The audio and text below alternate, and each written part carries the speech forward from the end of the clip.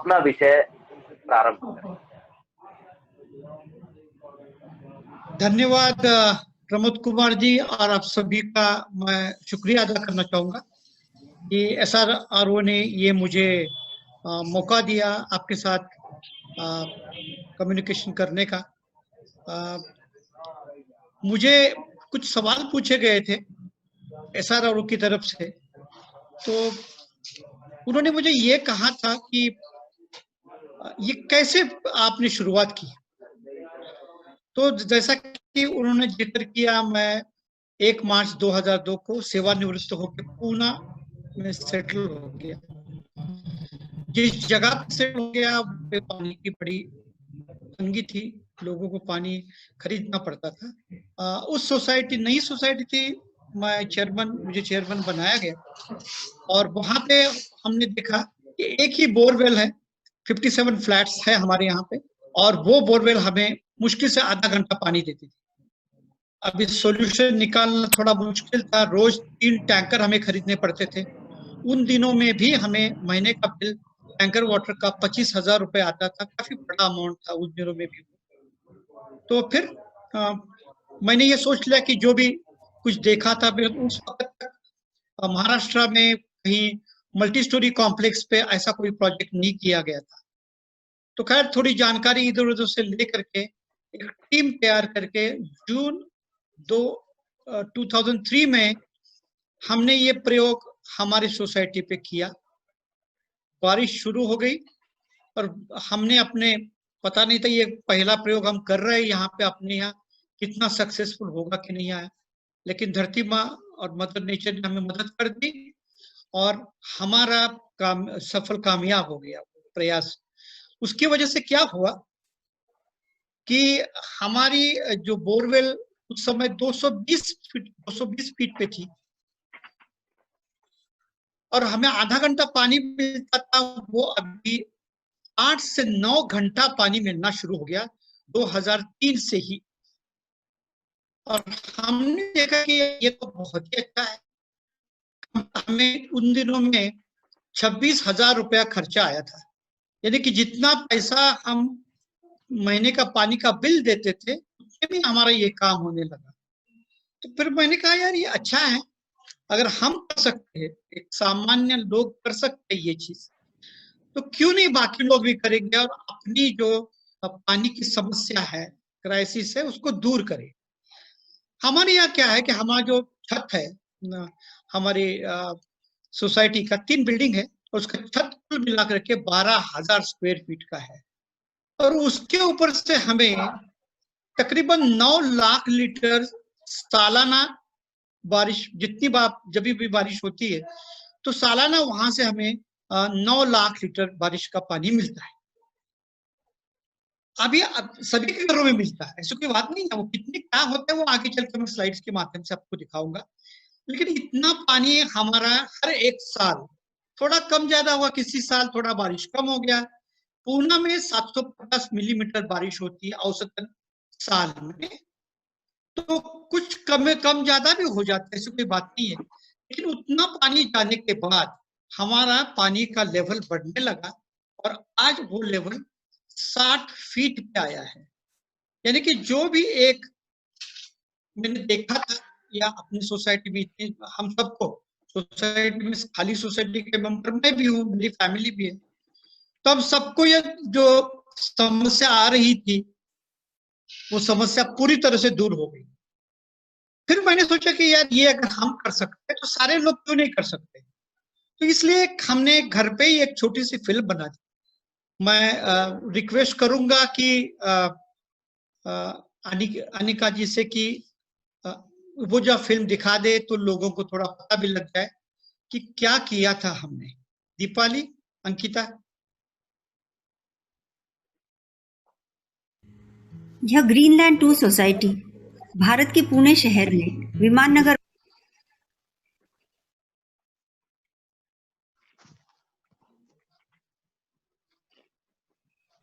Sir, can you see my screen?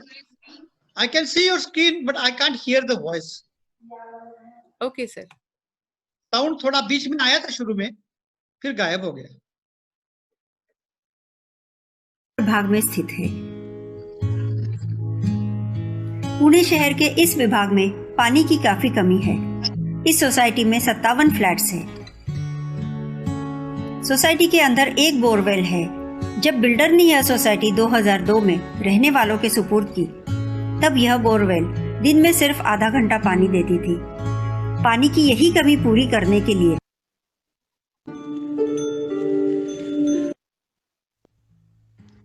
यह Greenland 2 Oh, sorry, sir. I'm playing this from start. Okay. Okay, go ahead. Society Bharat के पुणे शहर में विमान नगर भाग में स्थित है। पुणे शहर के इस विभाग में पानी की काफी कमी है। इस सोसाइटी में 57 फ्लैट्स हैं। सोसाइटी के अंदर एक बोरवेल है। जब बिल्डर ने यह सोसाइटी 2002 में रहने वालों के सुपुर्द की, तब यह बोरवेल दिन में सिर्फ आधा घंटा पानी देती थी। पानी की यही कमी पूरी करने के लिए दिन के 3 टैंकर्स सोसाइटी में आते थे, जिसका महीने का खर्चा लगभग 25,000 रुपये था। एक नई सोसाइटी के लिए ये काफी ज्यादा था। यह सब देखते हुए सोसाइटी के अध्यक्ष कर्नल शशिकांत दलवी ने रूफटॉप रेन वाटर हार्वेस्टिंग करने का निर्णय लिया।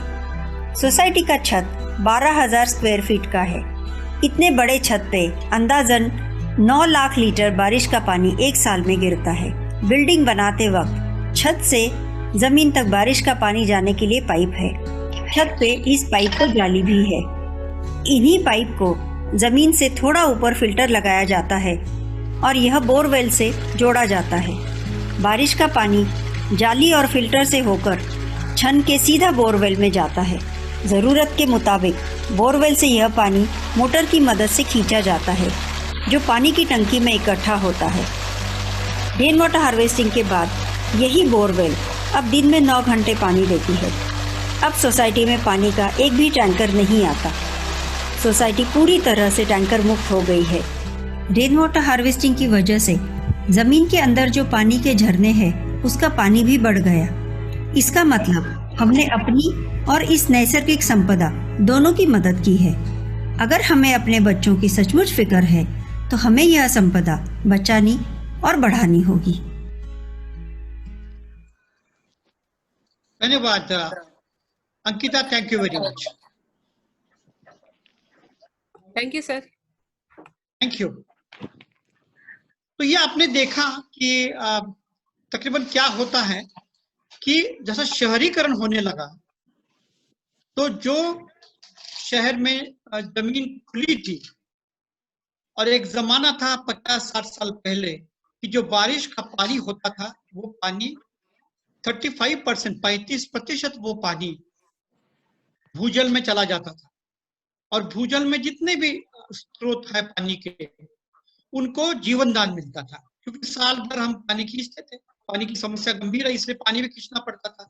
लेकिन जैसा शहरीकरण हो गया, तो उसकी वजह से जो पानी बारिश का नीचे जाना है, झरनों को जीवन दान देना है, एक किस्म का मदर नेचर ने हमारे लिए किया हुआ वो एक रिकरिंग डिपॉजिट है।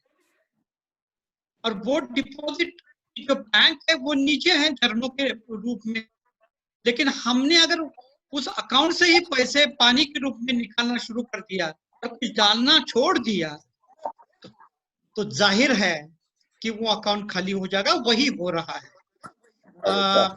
वो अपनी नीति आयोग हमेशा बोलती आ रहे पिछले 3-4-5 साल से कि भाई ग्राउंड वाटर बहुत ही नीचे जा रहा है, और काफी शहर आज कतार में है कि इस साल के आखिर तक या अगले साल के शुरू में 20-25 शहर ग्राउंड वाटर जीरो स्टेटस पे आ जाएंगे।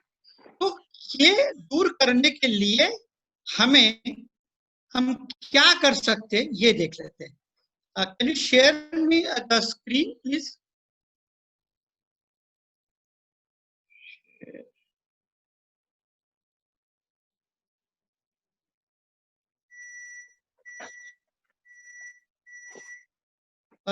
Ankita, can you share me the screen? Ankita? Sure, sir. I am unable to share the screen. Yeah, you can share now, sir. Now I can share. Okay, 2 minute थांबा. Yeah.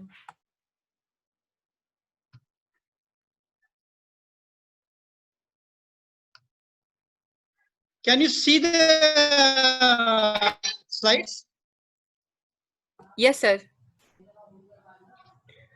Make it on. Okay. अच्छा, 2 minute. आहे हे ना.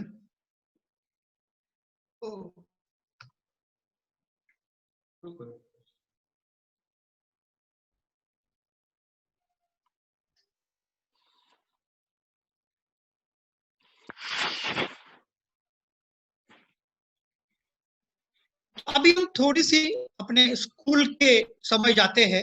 ये सारी चीजें school में सिखाई है, लेकिन अभी उस समय हम इम्तिहान पास होने के लिए ये डाटा इकट्ठा करते थे, सुन लेते थे. लेकिन अभी इसको जो थोड़ा गौर से देख लीजिए, क्या कहता है ये. पृथ्वी को, अपने जो धरती है उसको एक्वस प्लैनेट यानी कि पानीदार ग्रह कहा जाता है. जैसे स्पेस ट्रैवल शुरू हो गया तो जब फोटो देखे गए तो आपने देखा राइट में एक फोटो है, ये पूरा नीला ग्रह, नीले रंग का नजर आता है. तो इसका जाहिर ये कहना है कि यहाँ पे पानी की मात्रा बहुत ज्यादा है और तकरीबन 75% जो सरफेस है, अपना एरिया है, उसमें 97% यानी कि 97% जो पानी है वो उसमें है. जाहिर है वो समुद्र का पानी है. बचा हुआ पानी में से 3% में से 2% जो पानी है वो पोलर कैप्स में लॉक है. अभी पिघलने लगा है, जब पिघल के पूरा हो जाएगा तब कहानी और होगी. लेकिन सिर्फ 1% पानी जो फ्रेश वाटर है, ये आप हम सब लोगों ने ध्यान में रखने वाली बात है. तभी पता लग जाता है कि पानी की समस्या कितनी गंभीर है. वो 1% पानी करोड़ों सालों से हमारी सारी, अकेले इंसान की नहीं, इस धरती, ये धरती सबकी है. यानी कि कृमि कीटाणु से लेकर के बड़े बड़े जानवर हैं, हम सब लोग हैं, सबके लिए ये पानी का सप्लाई करता है. अभी ये जो पानी की मात्रा इस धरती के ऊपर है वो कांस्टेंट है, उसका ध्यान रखना बहुत जरूरी है. अभी देखते हैं कि भाई बारिश कितनी होती है. अगर दुनिया भर की बारिश देखते हैं तो दुनिया भर में तकरीबन 800 मिलीमीटर से ज्यादा पानी औसतन साल में होता है. उस हिसाब से हिंदुस्तान में 1100 मिलीमीटर से ज्यादा बारिश होती है. यानी कि बारिश का औसतन हमारे पास ज्यादा है. लेकिन जो फ्रेश वाटर हमने देखा 1% है, उसका सिर्फ 4% ही हमारे पास है. ध्यान दीजिए आप भी. और लेकिन हमारी जो पॉपुलेशन है आज दुनिया के मुकाबले में, दुनिया की जो टोटल पॉपुलेशन है उसके तकरीबन 18% पॉपुलेशन हिंदुस्तान की है. यानी कि पॉपुलेशन दुनिया के उसमें 18% है और दुनिया का जितना फ्रेश वाटर का सोर्स है उसका सिर्फ 4% हमारे पास. थोड़ी नाइंसाफी है, लेकिन ये नेचुरल फेनोमेना है, वहां पर हम कुछ नहीं कर पाते. तो अभी कितना पानी लगता है आपको साहब, ये भी ध्यान में लाना बहुत जरूरी है. क्योंकि हम किसकी ओर जा रहे हैं कि हमें गरज क्यों पड़ी. जिनमें आज से 70-80 साल पहले कोई सोचता था कि भाई रेन वाटर हार्वेस्टिंग की हमें जरूरत पड़ेगी. लेकिन अभी पड़नी तो इसलिए एक एक करके मैं चल रहा हूँ आपके साथ साथ कि हमें तकरीबन ये WHO स्टैंडर्ड्स है 135 से लेकर 150 लीटर्स पर डे पर पर्सन पानी सप्लाई करना चाहिए शहरों में रहने वालों के लिए. जो गांव है, कस्बा है, उसमें 40 लीटर पर डे पर पर्सन पानी देना. ये लोकल बॉडी जो गवर्नमेंट है, पंचायत है, गांव की पंचायत है, शहरों के महानगर पालिका, नगर पालिका है, उनकी जिम्मेवारी है इतना पानी देने का. उसमें आप 2 चीजों की तरफ ध्यान दीजिए. नहाने के लिए हमें 20 लीटर पानी लगता है. कपड़े धोना, बर्तन धोना, जो भी धोने का काम है उसके लिए तकरीबन 45 लीटर पानी लगता है. ये जो दिखाया जा रहा है एक आदमी की रिक्वायरमेंट बताया जा रहा है, पूरे घर की नहीं. ये एक आदमी ये नहाने के लिए 20 लीटर और वॉशिंग के लिए 45 लीटर पानी का इस्तेमाल करता है. ये जो पानी तैयार हो जाता है इसको ग्रे वाटर या मराठी में सांड पानी बोलते हैं, मुझे हिंदी में उसका लफ्ज नहीं मिला. तो ये ध्यान रखिए, हम आगे चल के इसका भी जिक्र करेंगे. तो इतना पानी मिलना जरूरी है। जब नहीं मिलता है, हमें नहीं मिल रहा था, अभी भी विमाननगर में 80 लीटर पानी मिलता है सरकार की ओर से, यानी कि महानगर पालिका की ओर से। ये सभी जगह, आप बंबई जाइए, दिल्ली जाइए, उनके पास से आप आंकड़े ले लेते हैं महानगर पालिका से, तो अनइक्वल, असमान पानी पुरवठा हिंदुस्तान में सभी जगह हो रहा है, होता है। उनकी समस्या क्या है बाद में देखेंगे, मौका मिलता है तो उसके ऊपर भी बातचीत करेंगे। तो जब पानी कम मिलता है तो हम या तो बोरवेल लगाते हैं, धरती से निकालो, बैंक अकाउंट खुला ही हुआ है धरती माँ ने किया हुआ, या नहीं तो टैंकर से पानी खरीद लो। अगर हम देखते हैं कि पानी इतना खींच रहे हम, तो सरकार टाइम टू टाइम एक लोगों को आवेदन करती है, बताती है भाई बहुत बड़ा संकट है, थोड़ा पानी संभाल के इस्तेमाल करो। अब पहले 2 लाइन पढ़ोगे तो आपको ये आएगा कि भारत एक ऐसा देश है कि दुनिया का जितना पानी जो अपना भूजल में है, ग्राउंड वाटर जिसको बोलते हैं, सबसे ज्यादा ग्राउंड वाटर ऊपर खींचने वाला भारत एक देश है। 25% सालाना हम पानी खींचते हैं। और सबसे बड़ा पॉपुलेशन वाइज जो मुल्क है चाइना है, और सबसे डेवलप्ड नेशन है इकोनॉमिकली वो है अमेरिका। वो दोनों मिलके भी तकरीबन 17% ही भूजल का पानी खींचते हैं। जाहिर है कि हमारी पानी की तरफ देखने की जो एटीट्यूड है, तकरीबन 600 मिलियन यानी 60 करोड़ लोग वंचित है आज भी भारत में, जिन्हें शुद्ध पानी यानी कि फ्रेश सेफ ड्रिंकिंग वाटर जिसको बोलते हैं वो नहीं मिलता है। ये भी नहीं है उनको सेफ सैनिटेशन फैसिलिटीज के लिए भी पानी नहीं मिलता है। तो इतने लोगों के लिए अगर पानी नहीं मिलता है तो हमने इसीलिए, अगर आखिरी पैराग्राफ में हम देखते हैं तो सेंट्रल ग्राउंड वाटर अथॉरिटी पूरी इंस्ट्रक्शंस देती है कि जितनी भी इमारतें हैं, जिस वेरियस कैटेगरीज में, इंडस्ट्री हो, स्कूल हो, कॉलेजेस हो, जो भी हो, उन सबके ऊपर रूफटॉप रेन वाटर हार्वेस्टिंग होना बाधिल है या मैंडेटरी है। होता है कि नहीं होता है वो आप लोग भी जानते हैं।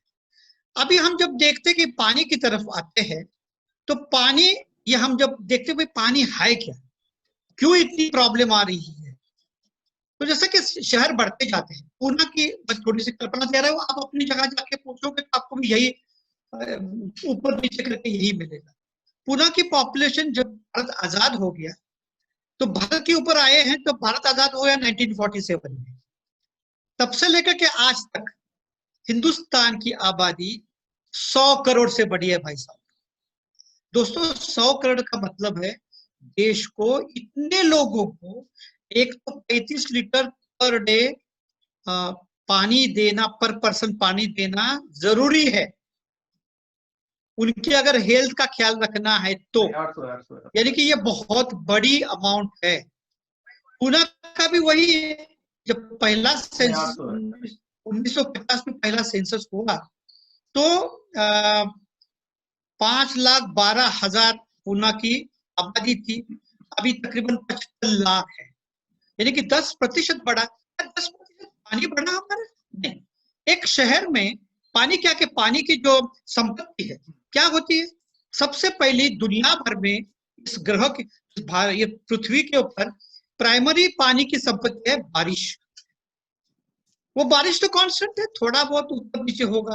हमारे पास ये भी कोई प्रोविजन नहीं कि भाई हम ऊपर वाले को डिमांड दे दे कि भाई थोड़ा पानी बारिश बढ़ा दो आबादी बढ़ गई हमारी, ये तो हो नहीं सकता, जो भी है उसे से चलाना पड़ेगा। तो एक तो प्राइमरी सोर्स पे हमें पानी है, हर एक गांव का अलग अलग है रेनफॉल, एक जगह इकट्ठा नहीं है, एक जैसा ही सभी जगह आए करके।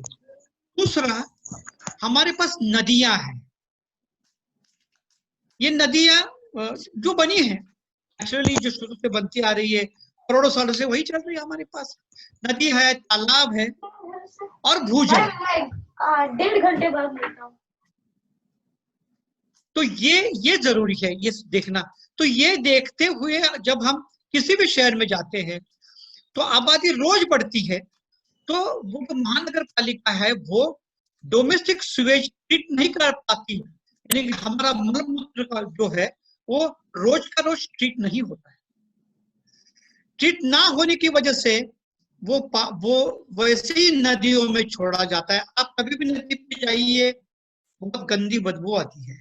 यही अनइक्वल वाटर डिस्ट्रीब्यूशन के बारे में मैंने बोल दिया, क्योंकि इक्वल डिस्ट्रीब्यूशन के लिए पाइप्स चाहिए और टैंक्स चाहिए, उतना पानी भी आना चाहिए अपने फिल्ट्रेशन प्लांट से। सारी चीजें बनाने के लिए समय लगता है, फंड्स लगता है, लेकिन ये नहीं होता है। दूसरी बात है कि सेंट्रल वाटर कमीशन जो है, जो इन चीजों के ऊपर ध्यान रखता है देश के पानी वाटर मैनेजमेंट के बारे में शहरों में, गांव में, तो वो ये कहता है कि भाई जो पाइप्स आपने डाले हैं, पुराने शहर है, दिल्ली है, पूना है, मुंबई है, हैदराबाद है, बैंगलोर है, इन जो बड़े बड़े शहर है उनमें तकरीबन 40% पानी का जो लॉस है, नुकसान है, ये पुराने पाइप में से लीक होते ही निकल जाता है। ये सच्चाई है भाई साहब, क्योंकि हमने किसी जगह पे इसका रिप्लेसमेंट करने का कोई उसके लिए फंड चाहिए, उसको कुछ प्रोविजन नहीं किया हुआ है। आप अपने नजदीकी वार्ड ऑफिस या कारपोरेशन के ऑफिस में जाके पता कर लीजिए उनसे, साहब ये पुराने पाइप है, सुना है, तो वो कब चेंज करने वाले हैं? कोई जवाब नहीं होगा। तो इतना पानी तो हम खुद ही लॉस कर रहे हैं। दूसरी है कोई कंजर्वेशन पॉलिसी नहीं है हिंदुस्तान में। मैं बाहर जाता हूँ, मेरे बच्चे बाहर रहते हैं, तो उनके मिलने जाते हैं, कई आप उनसे कई लोग जाते होंगे, तो वहां पर तो गाड़ी धोना ये गुनाह है। अपने गाड़ी धोना है तो सर्विस स्टेशन ले जाइए, वहां से धो लीजिए, वहां पानी रिसाइकिल होकर दोबारा इस्तेमाल कर जाता है। अभी पूना में मैं खाली एक इंफॉर्मेशन आपको देता हूँ, आपको पता लग जाएगा, 40 लाख गाड़ियां हैं सब, इतनी आबादी में 40 लाख रजिस्टर्ड गाड़ी में अगर रोज का 3 लीटर भी पानी आपने अलग अलग किस्म की गाड़ियां इस्तेमाल किया गाड़ी धोने के लिए, 1,20,00,000 लीटर, यानी कि तकरीबन 90,000 लोगों का रोज का पानी का सप्लाई हम गाड़ी धोने के लिए इस्तेमाल कर रहे हैं। कैसे कह सकते हैं आप और हम कि पानी की समस्या गंभीर है? और पॉलिसी बनी हुई है रेन वाटर हार्वेस्टिंग की, कि हम इस्तेमाल नहीं करते। अभी रेन वाटर हार्वेस्टिंग क्या है, आगे वाले सवाल लेने से पहले प्रमोद कुमार जी से मैं ये आपको यहाँ पे दिखा देता हूँ। क्या है देख लीजिए, कुछ भी नहीं है। हर एक के पास घर है, कोई सिंगल स्टोरी होगा, मल्टी स्टोरी होगा। गांव में तो बिल्कुल सिंगल स्टोरी घर होते हैं, या आप आदिवासी या झोपड़ी में जाइए तो झोपड़ी होती है। ये सारी चीजें, एक घर बगैर छत के तो घर हो नहीं सकता, दीवार और छत से ही घर बनता है साहब। तो आपके पास सब कुछ, आपने घर बना दिया है, छत बना दिया है, धरती माँ आपको फ्री में जब भी बारिश होती है आपके सर के ऊपर बारिश दे देती, पानी दे देती। लेकिन हम भूल गए, हम बोलते कि भाई नगर पालिका पानी देगी मुझे, पंचायत पानी देगी मुझे, नलका आएगा मेरे घर में, नलका आया तो किस लिए आया?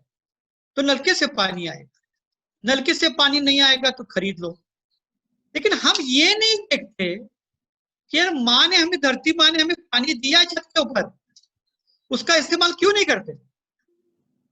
तो यही, मैं कुछ बड़ा काम नहीं कर रहा हूं साहब। ये हिंदुस्तान एक ऐसा मुल्क है, आज से 4,500 ईस्वी पूर्व, यानी कि 6,500 साल पहले इस जगह पे जो लोग, हमारे अति पूर्वज जो लोग रहते थे, वो इसका महत्व जानते थे। इसको वो कहते थे, इसी का इस्तेमाल वो पीने के पानी के लिए और एग्रीकल्चर के लिए इस्तेमाल, खेती बाड़ी के लिए करते थे, पशुओं को पानी देने के लिए करते थे। यानी कि रेन वाटर हार्वेस्टिंग नई चीज नहीं है। आपने राजा महाराजाओं के आपके किले देख लीजिए, हमारे यहाँ महाराष्ट्र में छत्रपति शिवाजी महाराज जी के हैं, सारे किलों के ऊपर उन्होंने, जो पहाड़ों के ऊपर किले होते थे, फोर्ट्स होते थे, वहां पे उन्होंने रेन वाटर हार्वेस्टिंग का ही प्रयोग करके पानी का बंदोबस्त किया है। नलका आ गया, हम भूल गए, चलो कोई बात नहीं, अभी हम जन जागृति लाने की कोशिश कर रहे हैं, थैंक्स टू SRRO के हमें मौका मिला है। तो अभी इसको देखोगे तो आपको नजर आएगा कि क्या है। आपके पास पाइप होनी चाहिए, छत के ऊपर धूल होती है, पत्ते गिरे होते हैं हवा से जो आते हैं, सिरके होते हैं, बर्ड्स ड्रॉपिंग होते हैं, तो वो सारी चीजें बोर में ना जाए, इसलिए एक फिल्टर लगाया जाता है। छोटा फिल्टर मिलता है, तकरीबन 1000 रुपए से लेकर के 7-8 हजार रुपए तक कीमत होती है। छोटे बेटे के कस्बे में ये 1000 रुपए का फिल्टर भी मिल जाता है, काम चल जाता है, कोई प्रॉब्लम नहीं है। और ये पानी सीधा हमने बोरवेल में छोड़ देना, तुरंत पानी नीचे जाएगा, जो नीचे की जो झरने की जो वाटर लेवल है वो बढ़ना शुरू हो जाएगा। खत्म हो गई रेन वाटर हार्वेस्टिंग की ये राम कहानी, यहीं पे खत्म हो जाती। यानी कि देखो ये बहुत ही कोई रॉकेट टेक्नोलॉजी नहीं है, सिर्फ हमें पता नहीं है। मैं जब सुनता हूँ लोगों से जाके बातचीत करता हूँ, पता नहीं होता है। रोजमर्रा की जिंदगी में हम इतने बिजी रहते कि हमें पता ही लगता सर मैं कहाँ जा रहा हूँ। तो अभी मैं प्रमोद कुमार जी से निवेदन करूंगा कि आप आगे वाले सवाल आपने जो मुझे दिए थे वो पूछे था कि हमारा, नहीं तो ये मैं बोलता रहूंगा और लोग निकलते जाएंगे, बोले ये बोलता ही रहता है। नहीं नहीं नहीं नहीं, बहुत बहुत आपका अभिनंदन। बल्कि मैं सवाल जैसा बहुत नहीं था, ये तो एक संवाद है और हम लोगों का सौभाग्य है कि आपसे आज संवाद हो पा रहा है। और ये प्रश्न और उत्तर जैसा नहीं है, बहुत सारे मेरे मन में एक शंकाएं और बहुत सारी चीजें ऐसी थी जो एक हर जनमानस के दिमाग में रहती हैं, उसी पे संवाद आपसे करना था। मेरे मन में भी बहुत सारे प्रश्न थे व्यक्तिगत रूप से, उनके समाधान बहुत ही सहज भाव से आपने अपने पहले वाले वक्तव्य में भी वक्तव्य में दे ही दिए। और मैं इतना अच्छा ये चर्चा चल रही है, बहुत प्रश्न और बहुत सारी चीजें बीच में इंटरप्ट नहीं करना चाह रहा था, लेकिन आपने कहा है तो मैं कहता हूँ। आपने बहुत ही बड़ी बड़ी बातें बहुत सहज भाव में हमें बताई, सब लोगों को जागरूक किया। और 1,20,000 लीटर और ऐसा कुछ आंकड़ा आपने बताया, इतना तो भारत गाड़ी धोने में लगा देता है, अपनी गाड़ियां साफ करने में इतना पानी वेस्ट कर देते हैं। हमारे पूर्वजों भारत नहीं करता, खाली पूना करता है। 1,20,000 जी लीटर, जी 1,20,00,000 बताइए बताइए आप। बताइए पूरे देश का आंकड़ा लेंगे तो बहुत कितने ज्यादा हजार मिलियन टन हो जाए। ऐसे ही हमारे सनातन पूर्वजों ने, सनातन धर्म में हमारे देश के और बाकी हमारे पूर्वजों ने किस तरीके से जल संचयन को अपने जीवन पद्धति में बनाया। जीवन पद्धति एक तरीके से तालाब व्यवस्था है, नदियां हैं, और अपने कृषि के कार्य और बाकी जीवन के जो काम थे उसमें जल संचय को किस तरीके से लिए, ये भी आपने बताया। तो मुझे लगता है कि कुछ प्रश्न और हैं जिनको सब लोग जानना चाहते हैं। आपने जैसे कहा, एक पहल की कि एक महानगर में किस तरीके से सोसाइटीज में पानी को हम संचय करें और उसका उपयोग करें, हार्वेस्टिंग करें, जल स्तर भी बढ़े। तो जो ऑर्गेनाइज कॉलोनीज हैं, ऑर्गेनाइज सोसाइटीज हैं, उसमें तो बहुत हद तक ये संभव है। लेकिन हमारे देश में बढ़ते महानगरीकरण में कुछ कॉलोनियां ऐसी डेवलप हुई हैं जो अनऑर्गेनाइज कॉलोनियां हैं, जिनमें कोई ऑर्गेनाइज सोसाइटी नहीं है और कोई टाउन प्लानिंग से भी वो बसाए।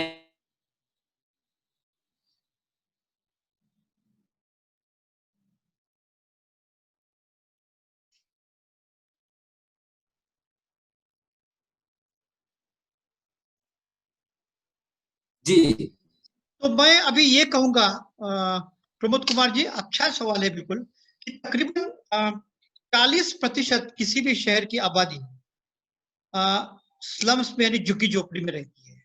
वो लोग हैं उस शहर को पूरी तरह से सपोर्ट करते हैं। वो कोई ऐसे वैसे गरीब है, अपने यहाँ पे पानी नहीं मिलता है या कोई साधन नहीं होता है कि वो अपने फैमिली का गुजारा करे, तो वो शहर की तरफ जाते हैं। जब शहर में आते हैं तो रहने की जगह नहीं होती है, बहुत महंगे होते हैं घर खरीदने के लिए या किराए के लिए, तो वो झुग्गी झोपड़ी में जाते हैं। उसका भी हमारे पास हल है, हर एक चीज को देना पड़ता है। अभी ये देख लीजिए, मेरे के ये हमेशा लोग पूछते हैं कि साहब इतना सा तो बारिश होता है और आप इतनी बड़ी बात करते हैं। तो ये हमें मालूम होना जरूरी है कि धरती माँ कभी डिस्क्रिमिनेशन नहीं करती। ये पानी देती है, वो बहुत अच्छा पानी देती है।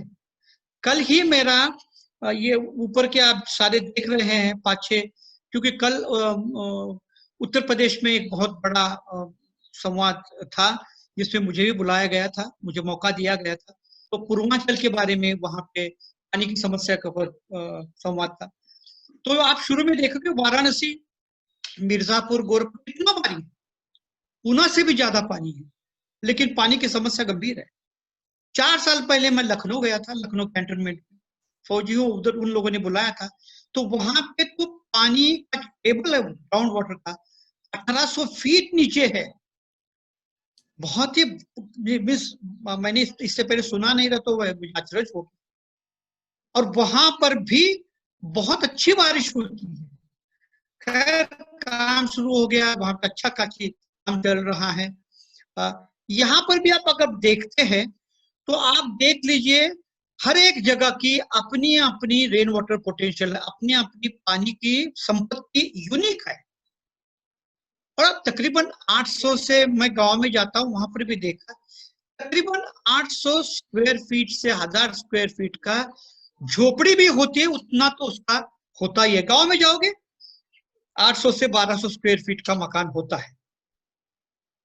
शहरों में बेशक 400 स्क्वायर फीट का या 600 स्क्वायर फीट का 1 बेडरूम या 1 रूम फ्लैट का होगा, लेकिन जो जिस छत के नीचे होते हैं छत बहुत बड़ा होता है ताकि वहां पानी मिल जाता है। तो ये पानी आपके पास है, इसका इस्तेमाल करोगे आपको आपका पूरा जो पानी का जो समस्या है वो दूर हो जाती है। इसमें जब हम देखते हैं कि होता क्या है कि जब मैंने इसमें शुरू कर दिया काम पहले, तो मैंने देखा यार मेरे पास कुछ जो जानकारी आई, तो मैंने कहा यार जानकारी तो ढूंढ लो, खाली पुणे में बैठ के मुझे फायदा हुआ और जरा होगा कि नहीं। ये सब जानकारी करने के बाद जब मैंने देखा, तब 2 चीजें मेरे ध्यान में आ गई कि हमारे पास जो पानी की उपलब्धता है, जिसको हम वाटर अवेलेबिलिटी करते हैं, उसके ऊपर क्या परिणाम हो गया आबादी बढ़ने का और इसका। तो आपको ताज्जुब होगा कि 1951 से, यानी कि फर्स्ट सेंसस के बाद से 2011 तक, यानी कि इस 60 साल में 70% पानी की उपलब्धता पर आदमी कम हो गई। उसी की वजह से जो नीति आयोग ने रिपोर्ट में कहा है कि इतनी करोड़ों लोगों को पानी नहीं मिलता है, क्योंकि पानी की उपलब्धता ही कम होती जा रही है। पानी की एक तरफ पानी की उपलब्धता कम होती जा रही है, दूसरा हम समझते कि हमारे पास भूजल में बेतहाशा पानी है, खींचते जा रहे हैं। उसकी वजह से ग्राउंड वाटर टेबल जो है उसकी मात्रा भी बहुत जोरों शोरों से कम होगी। खाली हिंदुस्तान में नहीं, अगर दुनिया भर के आंकड़े देखोगे आप, तब वहां पर भी ये कई जगह पे बहुत बड़ा ये संकट खड़ा हो रहा है। और यही सॉल्यूशन है कि रेन वाटर हार्वेस्टिंग के सिवा हमारे पास इस वक्त तो, क्योंकि जो नेचुरल हार्वेस्टिंग होता था, नेचुरल भूजल का रिचार्ज होता था, वो बंद हो गया। तो कृत्रिम यानी कि आर्टिफिशियल रिचार्ज करना जरूरी है। रेन वाटर हार्वेस्टिंग ये आर्टिफिशियल रिचार्ज का एक तरीका है, और कई तरीके उसमें होते हैं। एक ये तरीका है ये जो मैं आपके साथ डिस्कस कर रहा हूँ। तो ये चीजें भी साथ में रहना हमारे लिए।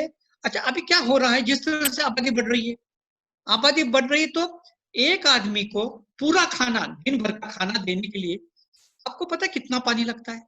2000 लीटर पानी लगता है। यानी कि ग्रेन उगाने से लेकर आपके प्लेट तक खाना पका के आने तक 2000 लीटर तो पानी आएगा कहां से सब? तो इतनी, और इसकी वजह से क्या हो रहा है, आबादी बढ़ती जा रही है, पानी की तरफ हमारा ध्यान बिल्कुल नहीं जा रहा है ठीक तरह से, क्या करना चाहिए। तो ये अभी अगले 10 साल में पानी की जो डिमांड है, आज की जो पानी की सप्लाई उससे डबल हो जाएगी। किसको पानी दे और किसको पानी ना दे, सबको पानी देना ये वाटर इज ह्यूमन राइट। आज यूनाइटेड नेशंस ने कुछ साल पहले ही डिक्लेयर किया है पानी जो मानवीय हक है, मानवीय समाज का एक हक है, मूलभूत हक है। तो ये पानी देना बहुत जरूरी है। तो ये जब हम सारी चीजें देखते हैं तो लगता है कि भाई हम इस पानी जो आता है, क्योंकि समस्या ये होती है, लोग पूछते साहब ये पानी का हम इस्तेमाल कैसे करेंगे, क्या किसके लिए करेंगे। अरे गांव में जाओ, गांव में तो इसी पानी का सब पीने के लिए, नहाने के लिए, पशुओं के लिए, कपड़े धोने के, सभी के लिए करते हैं। छत के ऊपर बारिश का पानी जो गिरता है वो 100% साफ होता है साहब। हमारा जो बारिश का पानी है वो बिल्कुल 100% सॉफ्ट वाटर जिसको बोलते हैं वो है।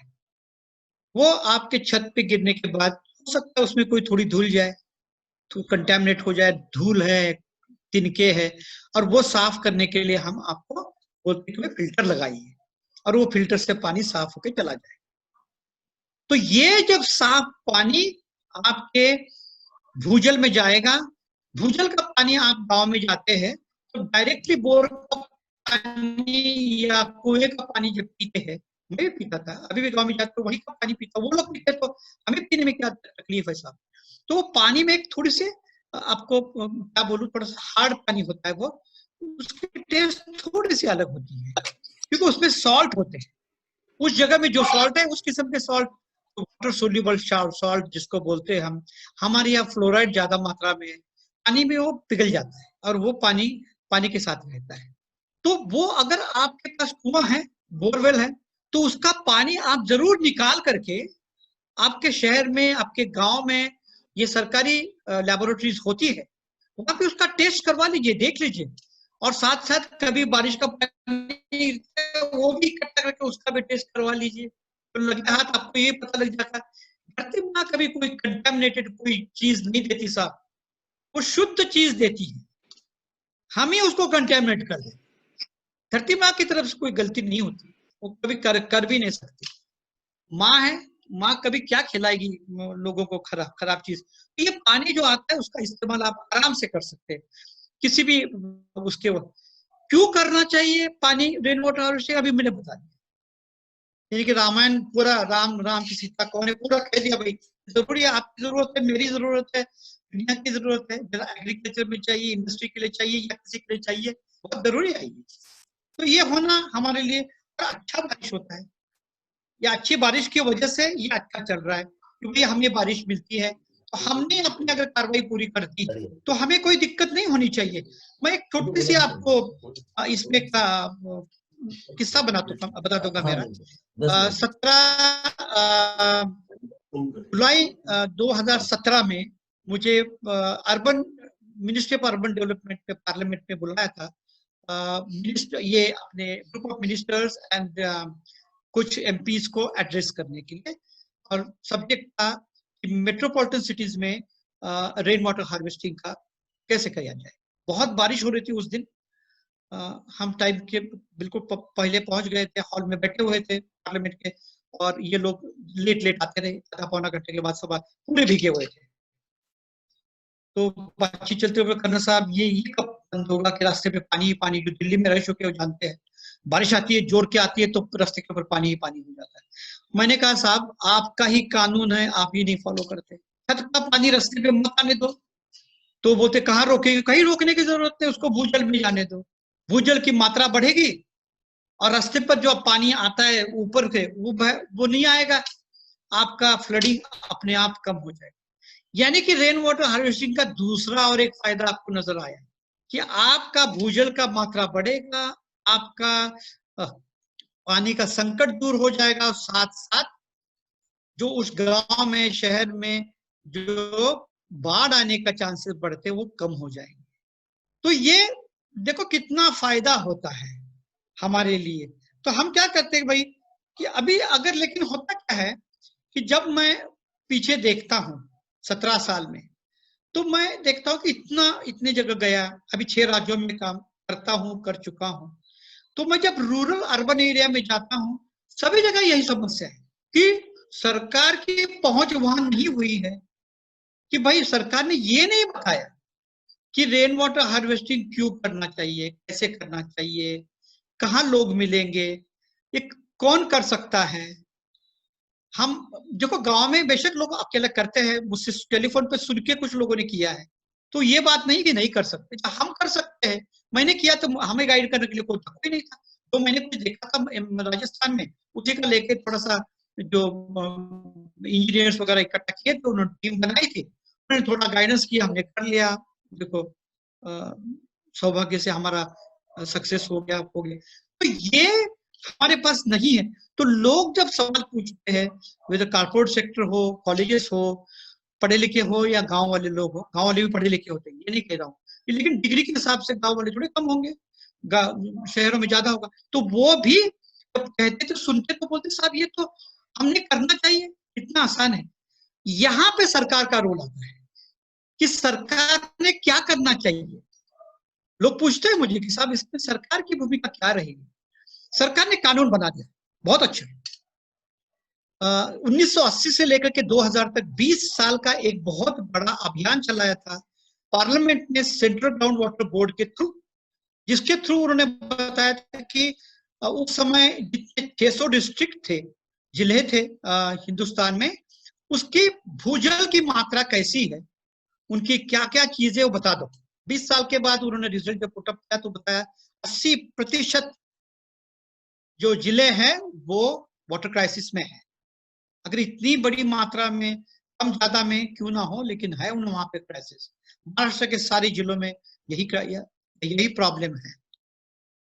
तो क्या किया जाए? तभी तात्कालीन जो हमारे मुख्यमंत्री जी थे, प्रधानमंत्री थे अटल बिहारी वाजपेयी जी, उन्होंने देश भर में सारे देश मुख्यमंत्री जी को एक एडवाइजरी नोट भेज दिया कि भाई इसको आप नेशनल मिशन समझ के लोगों तक, समाज के आम आदमी तक पहुंच जाइए। पेपर हो, रेडियो हो, टीवी हो, इसके माध्यम से यहाँ तक पहुंच जाइए। सबको उसकी सरल भाषा में छोटा सा बुकलेट बना के लोगों को दे दीजिए। काम करने वालों को ट्रेनिंग दे दीजिए, क्या क्या लगता है ये बता दीजिए। दुर्भाग्यपूर्ण बात यह है कि ये नहीं होता है, नहीं हुआ है। इसलिए वो लोग बोलते कि साहब हमको तो पता ही नहीं। अगर हम अपने वार्ड ऑफिस में या नगर पालिका में या पंचायत में जाए पूछे, तो वो हमसे ही पूछते कि भाई क्या चीज है। मैं महाराष्ट्र गवर्नमेंट में हूँ, महाराष्ट्र में हूँ, तो महाराष्ट्र गवर्नमेंट का एक जीआर है, शिवकालीन पानी साठवन योजना करके, जिसमें गवर्नमेंट एंड पब्लिक बिल्डिंग्स के ऊपर roof top rain water harvesting compulsory की है। उसकी कॉपी मैं उसको दे देता हूँ, 50 पेज की कॉपी है, बहुत अच्छा जीआर है साहब, और सभी राज्यों में ये ऐसा जीआर है। सवाल ये है कि ये आम आदमी तक पहुंचा है?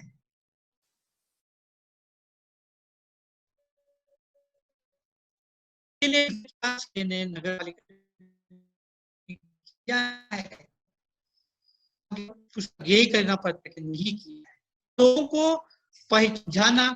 अभी मुझे अच्छा लगता है कि यहाँ आने के लिए, ये नहीं कि आप मुझे सुन रहे, लेकिन मुझे ये अच्छा लगता है कि ये SRRO के माध्यम से मैं कुछ लोगों तक पहुंच रहा हूं और वो लोग इसको सुनकर आगे चले जाएंगे। तो ये होता है। और दूसरी बात क्या होता है कि जो बहुत जरूरी चीज है, हमें देखना पड़ता है कि इसमें युवाओं को देखिए। मैं जैसा कि प्रोजेक्ट इंडिया के साथ जुड़ा हुआ हूँ, ये हम उसमें यही सीखते कि मैं भी वहां पे विद्यार्थी हूँ, वहां ये सीख रहे हम कि जागतिक तापमान बढ़ का जो भयंकर संकट हमारे सामने है, जिसकी वजह से जो वातावरण पे दूषित परिणाम हो रहे हैं, जिसको एक्सट्रीम क्लाइमेटिक इवेंट्स बोलते हैं, वो आते जा रहे हैं। बाढ़ बढ़ती जा रही है, गर्मी बढ़ती जा रही है, बारिश बढ़ती जा रही है, कहाँ कम हो रही है। ये सारी चीजों में युवा का रोल बहुत बड़ा है। उन्होंने ये देखना है कि पानी नहीं है, कुछ भी नहीं है साहब। इसलिए हम ये कहते हैं कि आप अभी से आप और हम अपने बच्चों के लिए, नातों पोतों के लिए पानी का बंदोबस्त करके रखेंगे, नहीं तो बोलेंगे बूढ़ा पानी पी के चला गया, हमारे लिए कुछ भी नहीं छोड़ा। तो ये है। तो इसके लिए हमारा काम ये रहता है साहब कि आप और हम सब मिलके कोशिश यही करें कि खुद पहले करें। देख लीजिए, हर एक गांव में, हर एक शहर में आपको कोई ना कोई रेन वाटर हार्वेस्टिंग करने वाला आदमी मिलेगा। उनसे फायदा ले लो, उनसे करके। और दूसरा क्या है, हमारा जो एटीट्यूड है अति का, एटीट्यूड क्या है हमारा, कि पानी आया, इस्तेमाल किया, फेंक दिया, उसको बदलो। वो एटीट्यूड ऐसा रखो, बारिश का पानी से शुरू करो। बारिश का पानी पड़ता है, उसको आप जमीन में छोड़ के ग्राउंड वाटर को रिचार्ज करो, लेवल बढ़ाओ, फिर उसका इस्तेमाल करो। इस्तेमाल करने के बाद वो जो 65 लीटर की मैंने पहले बात की थी नहाने का और वॉशिंग का, उससे वजह से 65 लीटर को आप रिसाइकिल करो और दोबारा उसका इस्तेमाल करो बाथरूम के लिए, संडास के लिए, या गार्डनिंग के लिए, या गाड़ी धोने के लिए। उसके बाद जो बचा हुआ पानी होता है कंजर्व करो। पानी ऐसा गाड़ियों के लिए अपना नहीं है रूल, खुद बनाओ रूल अपना, भाई गाड़ी रोज नहीं धोऊंगा मैं, खाली सूखे कपड़े से धोऊंगा। ये कर करके हम टैप लीक करते हैं, एक बूंद बूंद बूंद बूंद साल में 18,000 लीटर पानी बर्बाद हो जाता है साहब। कई लोग इसमें काम करते हैं, स्वेच्छा से काम करते हैं, हम अपना कर लिया। तो ये सब जब करेंगे तो मुझे पूरी उम्मीद है कि हम सब लोग पानी के लिए संकट है उसको दूर कर पाते हैं। मैं इससे आगे नहीं जाऊंगा, समय की पुकार भी आ रही है, तो अगर इसमें से किसी को कुछ सवाल पूछना है, एक ही चीज मैंने आपको बतानी है जो जरूरी है, मेरे नॉलेज में आई थी, वो ये है कि दुनिया भर में वाटर क्वालिटी इंडेक्स के ऊपर लिया जाता है कि भाई कितनी है हर एक देश की। 122 मुल्कों के ऊपर अभ्यास किया जाता है, सालाना उसके आंकड़े डिक्लेयर किए जाते हैं। वो इस 122 उसमें देश में हमारा नंबर 120 है, यानी कि हमारे नीचे सिर्फ 2 ही देश है। ये बात अच्छी नहीं है, हमने ऊपर जाना चढ़ना है। तो हर चीज सरकार नहीं कर पाती साहब, ये हर चीज के लिए अगर हम बोले साहब सरकार ने ये भी करना चाहिए, कहाँ से सरकार करेगी साहब, हमारा भी कुछ जिम्मा है। तो मैं ये क्या, बिकॉज मैंने करके देखा है, लोगों का साथ लेके मैंने 600 650 से ऊपर प्रयोग किए। अब नंबर बताने के लिए नहीं कि ये सब सक्सेसफुल हो सकता है सारे के सारे, तो हमें करने में कोई दिक्कत नहीं, हम कर सकेंगे, करेंगे, आप लोगों का साथ रहेगा, आप लोग करो अभी आगे चले।